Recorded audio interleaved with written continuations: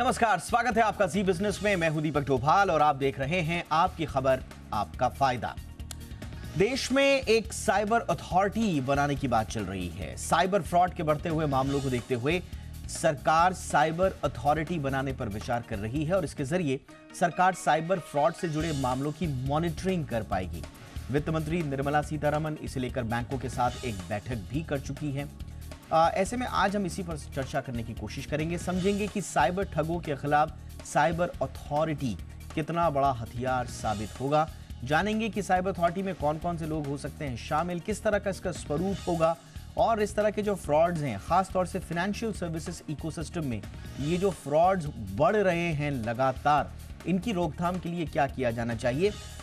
एक जो standing committee on finance है उसने बाकायदा इस तरह का प्रपोजल पहले भी दिया था और सरकार ने पार्लियामेंट को बताया था कि वो विचार भी कर रही है, लेकिन अब इस पर बात आगे बढ़ती हुई नजर आ रही है। बहुत ही खास मेहमानों का पैनल आज हमारे साथ है, समझेंगे कि क्या कुछ इसमें हो सकता है। तो शुरू करते हैं आज का आपकी खबर आपका फायदा।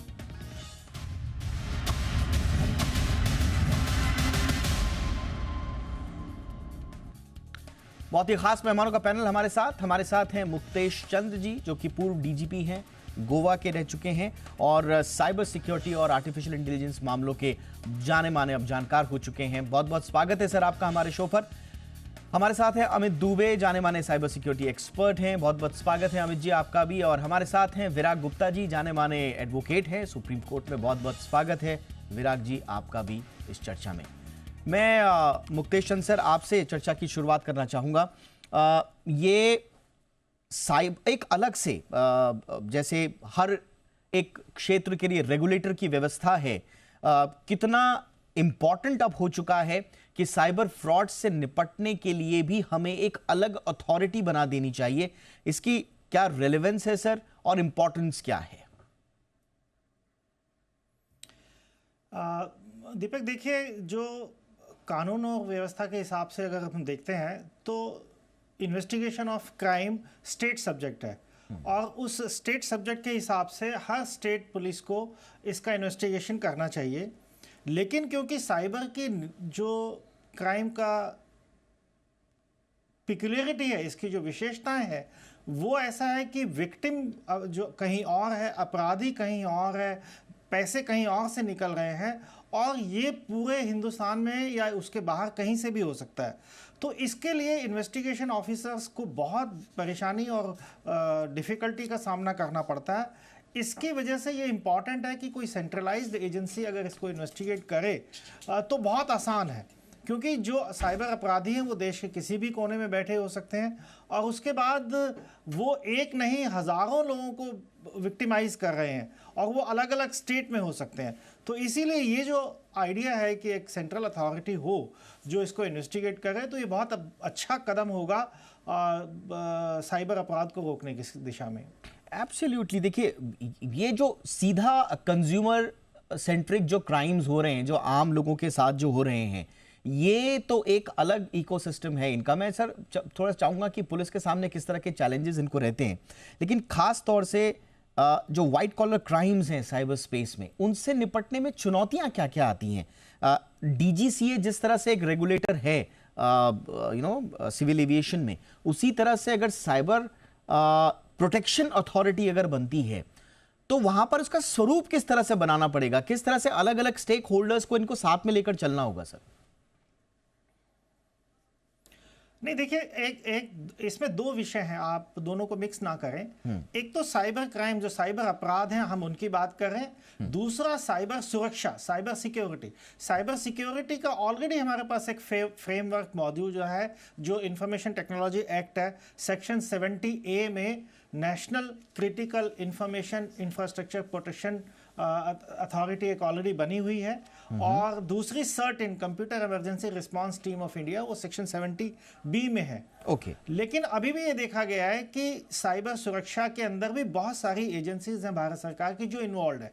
जबकि अगर हम यूके मॉडल को देखें तो यूके मॉडल में ये सब एजेंसियों को इकट्ठा करके एक सेंट्रलाइज्ड एजेंसी बनाई गई थी 2017 या 18 के आसपास, और उसके बाद से एक ही अथॉरिटी अब उसको हैंडल कर रही है। तो मैं समझता हूं कि यहाँ भी एक आवश्यकता है कि एक सेंट्रल अथॉरिटी, एक सिंगल एजेंसी उसी को हैंडल करे। अदरवाइज बहुत मुश्किल है कि मल्टीपल एजेंसीज मल्टीपल टास्क कर रही हैं साइबर सुरक्षा की दृष्टि से। जहां तक साइबर क्राइम की बात करते हैं, वो एक दूसरा विषय है साइबर क्राइम का। जैसे मैंने कहा, स्टेट पुलिस इन्वेस्टिगेट करती है, लेकिन क्योंकि विक्टिम पूरे हिंदुस्तान में फैले हैं, क्रिमिनल हिंदुस्तान और उसके बाहर भी हो सकते हैं, इसीलिए अगर एक सेंट्रल अथॉरिटी हो जो पूरे इंडिया के क्राइम्स को, साइबर क्राइम को इन्वेस्टिगेट करे, तो इसमें आसानी होगी। क्योंकि एक ही अपराधी देश के 10 हिस्सों में अपराध कर रहा है, तो वो आपस में कनेक्ट करना बड़ा मुश्किल होता है। और इसी के मद्देनजर जो I4C, Indian cyber crime coordination centre, ministry of home affairs ने बनाया था, वो बहुत अच्छा काम कर रहा है। लेकिन फिर भी वो एक सेंट्रल कोऑर्डिनेशन का ही काम कर सकता है, वो इन्वेस्टिगेशन नहीं कर सकता। तो इन्वेस्टिगेशन फिर वापस स्टेट पुलिस के पास ही आता है। एब्सोल्युटली। इसीलिए एक सेंट्रल अथॉरिटी बनाने की बात इस पर चल रही है।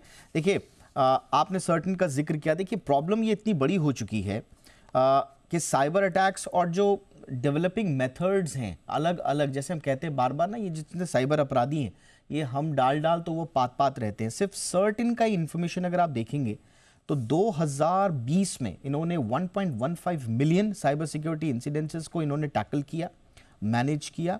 बढ़कर ये 1.4 मिलियन के आसपास हो गए 2021 में, और 2022 में भी 1.39 के आसपास, यानी कि कम नहीं हो रहे हैं।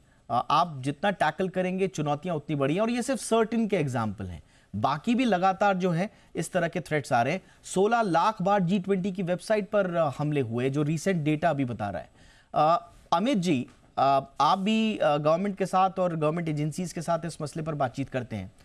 अथॉरिटी बनाने के अलावा, अथॉरिटी बनाना एक बड़ा प्रोसेस होगा, लेकिन उसके अलावा भी कोऑर्डिनेशन से लेकर और बाकी तरह के क्या क्या चैलेंजेस आते हैं, जो as a cyber security expert आप मानते हैं कि वाकई में ये टफ होगा एक सेंट्रल एजेंसी के लिए एक मुश्त मॉनिटरिंग करना? देखिए दीपक जी, कई बार ऐसा होता है कि जब इन्वेस्टिगेशन हम शुरू करते हैं तो मामला इंडिया के बॉर्डर पर जाके अटक जाता है, क्योंकि डेटा या क्रिमिनल हमारे देश के बाहर बैठा हुआ है। तो ऐसे में हमारी अथॉरिटी को जो दूसरे देशों के संग तालमेल बिठाना है, एमलेट्स करने हैं या उनके एग्जीक्यूशन फास्ट हों, क्योंकि ये रियल वर्ल्ड क्राइम है, इसमें रियल टाइम में ही पकड़ना पड़ेगा, इसमें आप डिले नहीं कर सकते। अभी डिले का पूरा फ़ायदा क्रिमिनल को मिलता है, तो क्रिमिनल इस चीज़ का भी एडवांटेज लेता है। उसको पता है कि 2-3 दिन के बाद ही पुलिस आएगी इन्वेस्टिगेशन करने, तब तक उसकी लोकेशन, उसके एंटिटीज़, उसके सारे डिजिटल फुटप्रिंट चेंज हो जाते हैं, और उसके बाद वहाँ जाकर भी कुछ मिलता नहीं है, चाहे उसका मोबाइल नंबर हो, चाहे उसके बैंक अकाउंट डिटेल्स हों। इनकी जो एक्टिविटीज़ हैं 3 से 4 दिन, 5 दिन से ज़्यादा नहीं होती एक नंबर की या एक अकाउंट की। तो इस वजह से वो 4 दिन बहुत क्रूशियल होते हैं। ऐसे में दी स्टेट पुलिस चाहे भी तो वो पूरा अप्रूवल प्रोसेस के संग वहाँ जाकर वो कार्रवाई नहीं कर पाती। तो मेरे ख्याल से जो अभी मुक्तेश जी ने बोली है, बड़ी सही प्रॉब्लम है ये, कि स्टेट लेवल पर जब इन्वेस्टिगेशन शुरू होते हैं तो उनकी अपनी लिमिटेशंस हैं। जब तक एक सेंट्रल ऐसी बॉडी नहीं होगी जो इंस्टेंटली कहीं भी जाकर उसको अरेस्टिंग पावर भी होनी चाहिए, उसको छापा डालने की पावर होना चाहिए, उसको रेगुलेशंस भी होने चाहिए कि वो ब्लॉक कर दे कुछ भी जो ज़रूरतें हैं, इंफ्रास्ट्रक्चर से डेटा लेने की जितनी भी सपोर्टिव एक्टिविटीज़ हैं इन्वेस्टिगेशन में, वो सारी पावर उसको देनी पड़ेंगी। कुछ स्पेशल पावर्स भी देनी पड़ेंगी। कई बार हमें थोड़ा ऑफेंसिव भी होना पड़ता है, क्योंकि नहीं तो क्रिमिनल प्रोटॉन VPN के पीछे है या प्रॉक्सी के पीछे है या इस तरह की एंटिटीज़ है जो सीधे तौर पर हमें डेटा नहीं दे रही हैं। तो वो सारी स्पेशल पावर्स के संग जब वो एजेंसी इक्विप्ड होगी तभी जाके क्रिमिनल पकड़े जाएंगे। और जो अटैक की बात है, देखिए अभी 9-9.5 लाख साइबर क्राइम पोर्टल पर रजिस्टर हुए थे 2022 में। 2023 में करीब 15 लाख है, 15.5 लाख के करीब। हम देख रहे हैं नंबर्स बढ़ रहे हैं। हॉटस्पॉट जो पहले 7-8 होते थे, आज की डेट में 35 हॉटस्पॉट है, और ये पूरे इंडिया में फैल गए। पहले जो कुछ पॉकेट्स थे, अभी राजस्थान से लेकर साउथ में बेंगलोर तक हर जगह हॉटस्पॉट फैल गए। तो मेरे ख्याल से एक सेंट्रल बॉडी ही इनको कैटर कर सकती है, वरना ये मशरूम होते रहेंगे और डबल ट्रिपल हो जाएंगे अगले 2 सालों में। अब AI आ गया है तो हमें पता है कि AI जनरेटेड और मोर सोफिस्टिकेटेड क्राइम होने लगेंगे, तो इन्वेस्टिगेशन और चैलेंजिंग हो जाएगा। तो ये बहुत ज़्यादा ज़रूरी है। जो और चीज़ें चाहिए इस बॉडी को, उसमें एक है रिसर्च, क्योंकि ये चीज़ अब टेक्निकल हो गई है, तो उनको जो हाई एंड ऐसे टूल्स नहीं चाहिए जो पहले ट्रेडिशनल टूल्स थे।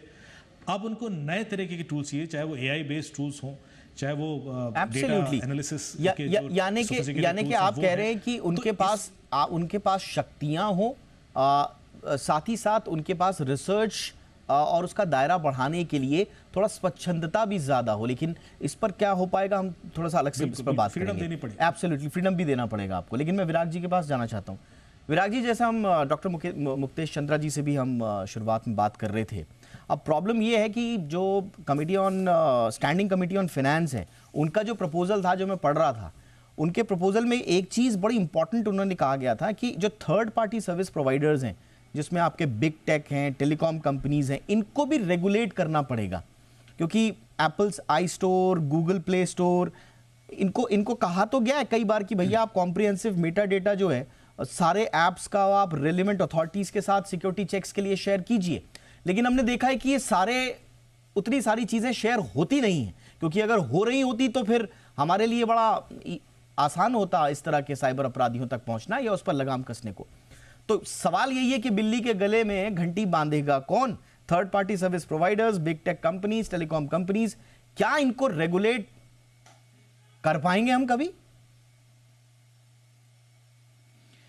दीपक जी, आपको ये बात अच्छी तरह से ज्ञात है कि इंटेक जाइंट्स को विश्व में पहली बार 2013-14 में दिल्ली हाई कोर्ट के माध्यम से हमने रेगुलेट करने की कोशिश की थी। ग्रीवांस ऑफिसर का कानून विश्व में पहली बार इन पर अप्लाई कराया था। और भी बहुत सारी बातें हुई थी, ईमेल पॉलिसी आई थी, डेटा सुरक्षा, सरकारी कंप्यूटर की सुरक्षा। जो आज विषय है, उस विषय को हम 3D तरीके से देखने की कोशिश करते हैं कि पहले नंबर पर जैसे भारत में हैजा और प्लेग खत्म हो गया है, मलेरिया कम हो गया है, कोरोना आता है, दूसरी बीमारियां आती हैं, लेकिन अगर सरकारी विभाग सिर्फ हैजा का इलाज करते रहें तो नई बीमारियों का इलाज कैसे होगा? इसी तरीके से साइबर अपराधों से निपटने के लिए भारत में पूरे ऊपर से लेकर नीचे तक एक तंत्र बनाने की जरूरत है, पहली बात। दूसरी बात, जैसे पुलिस की व्यवस्था होती है, NIA होता है, IB होती है, रॉ होता है, CBI होती है, CID होती है, फिर लोकल थाना होता है। तो NIA बनाने से थाने का काम खत्म नहीं होता है, अथॉरिटी बनाने से जो बड़े मामले हैं उनका समाधान हो जाएगा, निचले स्तर पर चीज़ों का समाधान नहीं होगा। अब हम तीसरी सबसे महत्वपूर्ण बात आते हैं जो इस रिपोर्ट में है। इस रिपोर्ट के अनुसार पिछले 5 सालों में 31 लाख अपराध दर्ज किए गए, लेकिन FIR कितने में दर्ज की गई? 31 लाख कंप्लेंट्स आई। और अपराध FIR कितने में दर्ज की गई? FIR एक साल में सिर्फ 66,000 दर्ज की गई, जो NCRB के डेटा से है। अब यहाँ पे दिक्कत क्या पैदा हो रही है कि जो 31 लाख लोग हैं उसमें से बहुत सारे लोगों का फाइनेंशियल फ्रॉड हुआ है और 1930 में उन्होंने कंप्लेंट किया है और क्लेम सिर्फ मिला है 4.3 लाख लोगों को। बाकी लोगों को क्लेम नहीं मिला है क्योंकि वो कहते हैं कि कोर्ट से ऑर्डर लेके आइए, इससे ऑर्डर लेके आइए। जब FIR ही दर्ज नहीं होगी तो कोर्ट से ऑर्डर कहाँ पर आएगा? तो ये एक अजीब तरह की स्थिति बन गई है कि बहुत बड़े पैमाने पर अपराध हो रहे हैं, लेकिन उन अपराधों को FIR में कन्वर्ट नहीं किया जा रहा है। अभी परसों की रिपोर्ट है कि नवंबर महीने में, सिर्फ एक महीने में, व्हाट्सएप ने लगभग 71 लाख खातों को ब्लॉक किया है, बैन किया है। इसका मतलब वो आपराधिक खाते हैं। तो जैसे अगर सड़क में कोई आदमी गलत गाड़ी चलाए और आप उसको इग्नोर कर दें तो एक्सीडेंट कर देगा। तो ये जो करोड़ों मामले हो रहे हैं, इन पर FIR दर्ज नहीं हो रही है, टेक जाइंट्स को जिम्मेदार नहीं ठहराया जा रहा है। इसकी वजह से भारत साइबर अपराध की सबसे बड़ी मंडी बन गई है, जिससे निपटने के लिए केंद्र और राज्यों के बीच में बिल्कुल भी सहयोग नहीं हो रहा है। एब्सोल्युटली। और देखिए, अब ये जैसा शुरुआत में हम बात भी कर रहे थे कि सिर्फ इंडिविजुअल लेवल पे ही नहीं है, ये धीरे धीरे लगातार बड़े बड़े इंस्टीट्यूशंस को अपने चपेट में ले रहे हैं। हमने अभी हाल ही में, अभी तो बैंक्स इसकी चपेट में आना, bank of Baroda, UCO bank की कहानी हम सबको पता है कि किस तरह से वहां पर साइबर फ्रॉड हुए। इसीलिए, और साइबर फ्रॉड में जो एक बात सबसे बड़ी प्रॉब्लम है वो ये है कि रिकवरी नहीं हो पाती। अगर आप अपराधियों तक पहुंच भी गए तो भी आप रिकवरी कितना कर पाएंगे, क्योंकि ये नेटवर्क ऐसा है, कहां से कहां पैसा कहां चला जा रहा है, उसका एक बड़ा कॉम्प्लेक्स एक नेटवर्क हो जाता है। तो उसमें अथॉरिटीज के भी जो हाथ है वो सीमित हो जाते हैं। एक छोटा सा ब्रेक में ले रहा हूं, तीनों मेहमान मेरे साथ हैं। थोड़ा सा स्वरूप कैसा हो, और जो बात कही जा रही है कि अथॉरिटी तो हो, बहुत अच्छी बात है, हमारे तीनों में पैनलिस्ट कह रहे हैं। तो साइबर सिक्योरिटी के लिए अलग अथॉरिटी क्या होनी चाहिए? मंथन तो चल रहा है, बातचीत तो चल रही है, लेकिन कब, किस स्वरूप में आएगी, इस पर आज हम कर रहे हैं चर्चा खास मेहमानों के साथ। इससे पहले कि मैं डॉक्टर मुक्तेश चंद के पास जाऊं, विराट जी कुछ ऐड करना चाह रहे थे रिकवरी को लेकर, फटाफट से ऐड कर लें, फिर मैं डॉक्टर चंद्रा के पास जा रहा हूँ। देखिए, रिकवरी के बारे में सामान्यतः नियम ये है कि अगर कोई फाइनेंशियल फ्रॉड होता है और अगर आप समय पर जानकारी दे देते हैं तो बैंक उस पर कार्रवाई करके 72 घंटे के भीतर अगर सारी बातें होती हैं तो वो पैसा आपके पास वापस आ जाना चाहिए। सामान्यतः ऐसी परंपरा है, लेकिन जो रिपोर्ट है उससे ऐसा लगता है कि बहुत सारे पैसा आ गया है, बैंकों के पास है, लेकिन जो पीड़ित लोग हैं उनके पास पैसा कानूनी बारीकियों की वजह से वापस नहीं जा रहा है। अच्छा, यानी कि आप कह रहे हैं कि रिकवरी अगर चाहे, अगर टाइमली, अगर प्रॉम्प्ट एक्शन हो तो रिकवरी भी पॉसिबल है। हाँ, होती है। अगर किसी का क्रेडिट कार्ड, डेबिट कार्ड का फ्रॉड हो गया और उसने समय से बैंक को बता दिया तो वो बैंक से पैसा वो लॉस नहीं होता है, वो चूंकि सिस्टम के भीतर ही रहता है और वो ब्लॉक हो जाता है। लेकिन वो आपके अकाउंट में क्रेडिट होने के लिए कई बार वो पैसा वापस नहीं आ पाता। उसके लिए जो फॉर्मेलिटी है उसमें पुलिस और बैंकों के बीच में सही कोऑर्डिनेशन नहीं है। Exactly. और बैंक कई बार उसके लिए अदालत के आदेश की मांग करते हैं। यस, यही तो कॉम्प्लेक्सिटी है डॉक्टर चंद्रा, यही तो कॉम्प्लेक्सिटी है कि अगर पहले तो, क्योंकि देखिए डिजिटल लेंडिंग वाले जो हमारा ऑपरेशन हफ्ता वसूली हमने चलाया था, इसमें हमने देखा कि पैसा कैसे ओवरसीज चला जाता है और हवाला के जरिए ट्रैवल होता है और वो डिस्ट्रीब्यूशन में चला जाता है। अब वहां तक पहुंचना, रिकवरी करना, कई बार जहां पर आपने पकड़ लिया, जो आपके म्यूल्स हैं उनको अगर आपने पकड़ लिया तो वहां से तो आप उठा लेंगे पैसा, लेकिन अगर वो डिस्ट्रीब्यूट हो गया और ऐसी जगह डिस्ट्रीब्यूट हो गया जहां से रिकवरी पॉसिबल नहीं है तो फिर रिकवरी एक ऐसी टेढ़ी खीर हो जाती है। अच्छा, अब जो विराग जी ने जोड़ा है डॉक्टर चंद्रा, वो ये जोड़ा है कि जहां पर रिकवरी हो भी गई, अब उसको प्रूव करो कि साहब ये रिकवरी हुई है और इसको हमको वापस अगर पैसा देना है तो फिर पुलिस उसमें इन्वॉल्व, उसमें एजेंसीज इन्वॉल्व, उसमें बैंक इन्वॉल्व, फिर होता है कि साहब एक अदालत से आप ऑर्डर लेकर आइए और तब हम आपको ये पैसा देंगे। तो इतना कॉम्प्लेक्स है सर ये, तो अथॉरिटी आपको लगता है सर इस कॉम्प्लेक्सिटी को कुछ कम कर पाएगी? आपके क्या सुझाव होंगे इसमें? दीपक, देखिए मैं आपको एक बहुत क्लासिकल एग्जांपल आपको बताता हूं जिससे इस पे काफ़ी रोशनी मिलेगी। 2018 में कॉस्मोस बैंक के साथ बहुत बड़ा फ्रॉड हुआ था जिसमें 94 करोड़ रुपए उनके चले गए थे। अब 11 लोगों की इसमें सजा हुई है और सिर्फ 5 करोड़ 72 लाख रुपए ही रिकवर अब तक हो पाए हैं और जिनको सजा मिली है वो लोग हैं जिन्होंने एटीएम मशीनों से पैसे निकाले थे। बाकी सारा पैसा आज तक नहीं मिल पाया और जो इसके मास्टरमाइंड थे वो आज तक नहीं पकड़े जा सके। करेक्ट।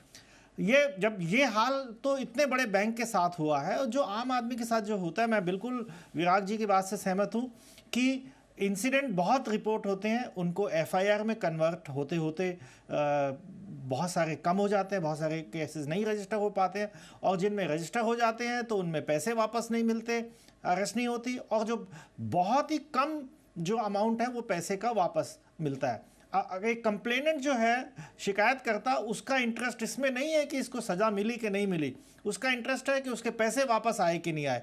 हमें बहुत सारे नियमों में बदलाव करने की ज़रूरत पड़ेगी और ये इंश्योर करना पड़ेगा कि मनी रिकवरी सबसे पहला काम होना चाहिए, जिसमें बैंकों को भी सहयोग देना पड़ेगा और इन्वेस्टिगेटिंग एजेंसीज को भी इमीडिएटली कार्रवाई करनी पड़ेगी।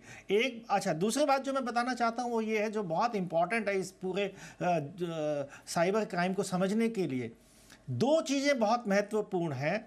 एक तो है कि एक सिम कार्ड चाहिए एक अपराधी को, ठीक, और दूसरा है एक बैंक अकाउंट चाहिए। आज के डेट में दोनों ही बड़ी आसानी से किसी भी फ्रॉडुलेंट तरीके से बनवाए जा सकते हैं और उसका इस्तेमाल अपराधी करते हैं और उन तक पहुंचा नहीं जा सकता।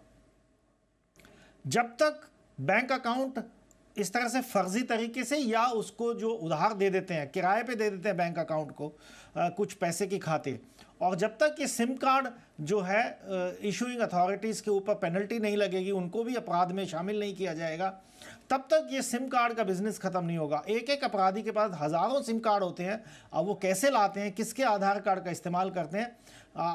मैं इस बारे में भारत सरकार की भी तारीफ करना चाहूँगा। अभी कुछ फिलहाल में ही ऐसे मेजर्स लिए गए हैं जहां बहुत सारे ऐसे सिम कार्ड बंद किए गए हैं और बैंक अकाउंट्स भी बंद किए नहीं सर, आपने बिल्कुल सही कहा। सर आपने बिल्कुल सही कहा। मैं सीधा सवाल पूछता हूँ, विराग जी और अमित जी से हमारी पहले इस बारे में बात हुई है। अगर फर्जी सिम कार्ड जा रहे हैं, इसमें क्या हम टेलीकॉम कंपनीज का कॉलर पकड़ सकते हैं, उनकी जिम्मेदारी ठहरा सकते हैं, कि आपका सिम कार्ड कैसे फर्जी तरीके से बिक रहा है मार्केट में। आपके ऊपर क्यों ना जिम्मेदारी फिक्स की जाए, आप क्यों ना जेल जाएं, आपके ऊपर क्यों ना क्रिमिनल प्रोसेसिंग किया जाएगा। क्या हम ये कर सकते हैं सर? डॉक्टर चंद्रा। हाँ, इसमें देखिए टर्म सेल एक होती है टेलीकॉम रेगुलेटरी अथॉरिटी के अंडर में, वो टर्म सेल हर एक केस में 50,000 का जुर्माना लगा सकती है। मैं जब गोवा में था तो ऐसे बहुत सारे केसेस रजिस्टर किए थे हमने, जिसमें सिम कार्ड का जो डीलर है उसको भी बुक किया गया था और टेलीकॉम जो कंपनीज हैं उनके लोगों को भी बुक किया गया था। वो हाई कोर्ट में गए हमारे खिलाफ और काफ़ी सारी कार्रवाई हुई। लेकिन सवाल ये है कि हर एक केस जो सिम कार्ड का फ्रॉड तरीके से इशू किया गया है, क्या वो 50,000 रुपए का जुर्माना लगाया गया और क्या वो जुर्माना कंपनी ने पे दिया? मुझे लगता है कि इसमें कोई डाटा अवेलेबल नहीं है और ज्यादातर केसेस में ये पैसे नहीं पे करते हैं। Absolutely sir. अमित जी, फटाफट से आपके पास आना चाहूंगा। ये हम देख रहे हैं सर, ये हमारी चर्चा में ये सारे कॉम्प्लेक्सिटीज पता चल रही हैं। तो एक अथॉरिटी के लिए अगर मैं आपसे कहूं कि सबसे पहला मैंडेट क्या होना चाहिए, अगर आप अपना स्वरूप गठित करना है तो वो क्या हो सर? देखिए, सबसे पहले तो अथॉरिटी को पावर्स देनी होंगी। हमारे यहाँ जैसे अभी सारे जो डिस्कशन का निचोड़ है वो यही है कि प्रोविजंस हैं, अब पेनल्टी दी गई नहीं दी गई, क्या हम एडवांस में पेनल्टी रखवा सकते हैं, केस चलता रहे ताकि थ्रेट ज़्यादा बड़ा हो। अभी क्या है कि जितने भी पुलिसिंग सिस्टम है, कई बार वो पावर्स भी उतनी एग्जीक्यूशन पावर्स उतनी नहीं होती हैं कि सीधे सीधे क्विक डेंट दिया जा सके क्रिमिनल्स को। क्रिमिनल उसका एडवांटेज उठाते हैं। हमें सबको पता है कि वो 10-10 साल 15-15 साल भी कई बार केस लटक जाता है। तो उससे क्या होगा, और साइबर के केस में तो एविडेंस जो होता है वो यदि इतना पुराना होता जाएगा केस तो एविडेंस की वैल्यूज़ भी खत्म होती जाएंगी। तो मेरे ख्याल से क्विक प्रोसिक्यूशन का भी प्रोसेस बनाना पड़ेगा कि एक स्पेशल कोर्ट्स हो जो इस बारे में तत्काल निर्णय दें और पेनल्टीज़ लगानी है तो वो लगाएं, या जिसको भी सज़ा देनी है वो दी जाए। वो लंबा भी ना हो क्योंकि केसेस के नंबर्स बहुत ज़्यादा हैं। तो मेरे ख्याल से वो जो नेचुरल प्रोसेस है कोर्ट का वो उसमें नहीं चलना चाहिए, एक अलग से कोर्ट बनाया जाए। और मेरे ख्याल से जजेस को भी डिजिटल एविडेंस को लेकर थोड़ा और ट्रेनिंग की भी जरूरत है कि वो खुद निर्णय ले सके।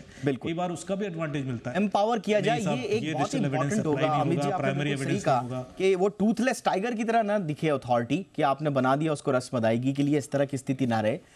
विराग जी, क्विकली आपका भी इसमें टेक क्या हो कि एम्पावर जरूरी। दीपक जी, अथॉरिटी बनाने के लिए संसद से 4 कानूनों में बदलाव करना पड़ेगा। आईटी एक्ट, डेटा सुरक्षा कानून, टेलीकॉम कानून और आरबीआई के कानून। इन चारों के भीतर उस अथॉरिटी को कोऑर्डिनेशन और पावर देना पड़ेगा। ये एक बात है, उसके हिसाब से सिस्टम बनेगा।